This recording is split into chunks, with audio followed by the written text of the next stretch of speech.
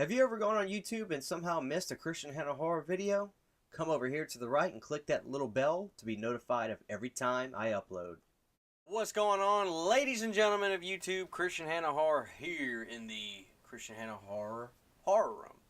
I've got some great Halloween 3 stuff over here, and I was going to try to maybe decorate the video and have some stuff behind me, but I figured, you know what? I just want to just go from the cuff and really just talk about this movie, try to explain why I like it so much, and why I think people need to ease up a little bit on it.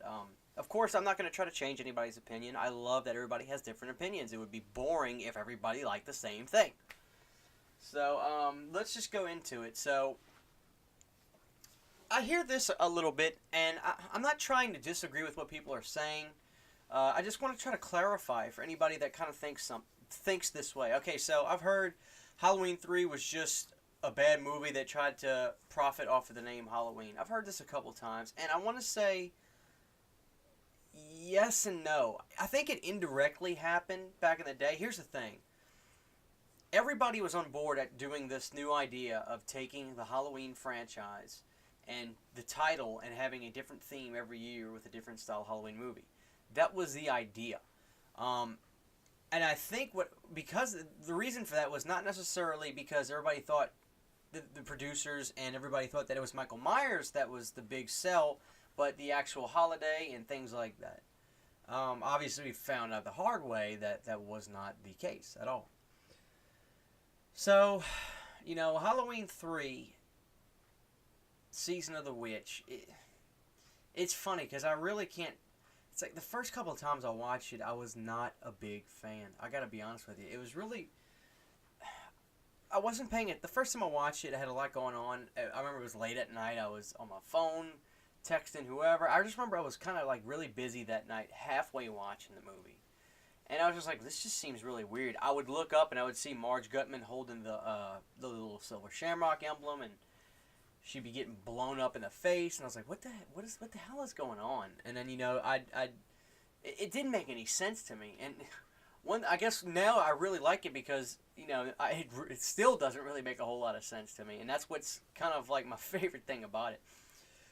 So I watch it again, and then I watch it again 2 or 3 times, and I'm starting to really just be like, wow, this movie is bizarre. I have never seen anything like this in my life, and I haven't seen.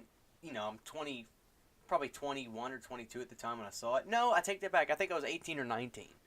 So I'm not an old man by that point, but I'm also not a baby either. I'm 19 or 20 years old. I've seen a ton of movies. I'm always watching movies. So I watch this and I'm like, this is freaking bizarre. I have never seen anything like this.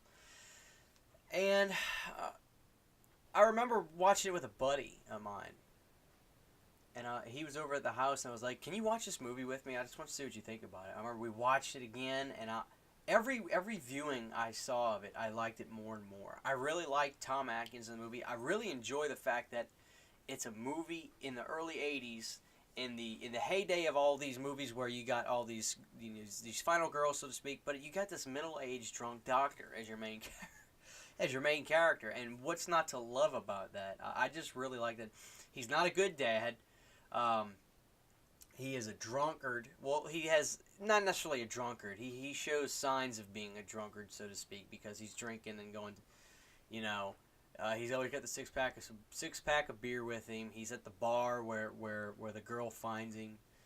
Not that I'm saying that he is a relatable character, because obviously I don't drink, so I don't relate to that.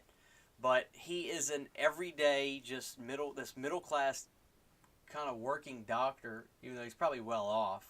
But it's very strange. It's very untypical, but weirdly enough, I can relate to Tom's character just because he's a very matter-of-fact, I am what I am kind of, and I can relate to that. I am what I am. That's the vibe I get from his character. The music, to switch gears, the music in this movie is fantastic. I personally think it's John Carpenter's best work. Besides the original Halloween, I think Halloween 3 has the creepiest and one of the best scores in a horror movie.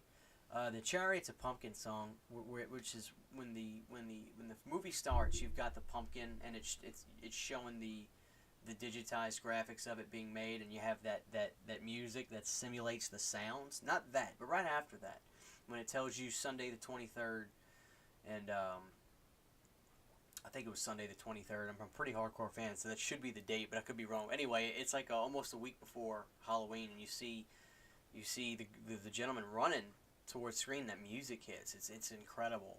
Chariots of Pumpkins is the name of the song. In case anybody wants to go look that up, just great music from John and Alan Howarth. Dan O'Hurley is such a good villain. It's effortless for him. He just knows how to be a villain. We see that as well in RoboCop. Although in RoboCop 1, he's not necessarily a bad guy, but you don't like him, but then you do like him at the end kind of thing. At least that's the way I felt about him. Just a great actor. He did a great job. You know, and there is still some camp in this movie. Don't get me wrong. The characters in you know, the couple that comes with the Kupfers, I mean, they're ridiculous. The acting is, you know, not the greatest. Nobody's getting an Academy Award for that. And the kid's funny, but the movie is just a bizarre work of art to me. And I know people say, "Oh, it would have been good if it's not if it would just would have been, it would have been better if it just would have been called this." But you know what? You know, I just want to say this: it is Halloween. It's Halloween 3, and it is Halloween. And I'm glad that it's a Halloween movie, and I'm proud that it's a Halloween movie, and I'm proud to say it's my favorite one. You know, I still got so much more I could talk about, but I don't want to make this video too long. You know, I could talk for 30 minutes about this movie. Just the masks. I love the masks, the simplicity of it. It's just very matter of fact. The pumpkin, the skull, and the witch, and they look great. They're my favorite pieces in my horror room. I've got all this awesome stuff. I have a life-size clown, a Chucky doll. But my favorite works of art in this room is my silver shamrock mask. I just love this movie. And it just clicks with you. It's not going to click with everybody. You know, like I said, I'm not going to try to convince everybody to, you know, call this movie the masterpiece that it is. You know, some people hate it, and that's fine. But I am I carry the Halloween 3 banner very high, you know, and I'm proud to say that. So that's more or less my review for Halloween 3. Didn't really talk about the movie much, but, you know, it's 2018. I think everybody's seen it by now, especially, you know, fans of horror movies. So it's a very interesting topic when you hear people talk about it. So that's my review for Halloween 3. I hope you guys enjoyed it, and we'll see you guys next time with the return of Michael Myers.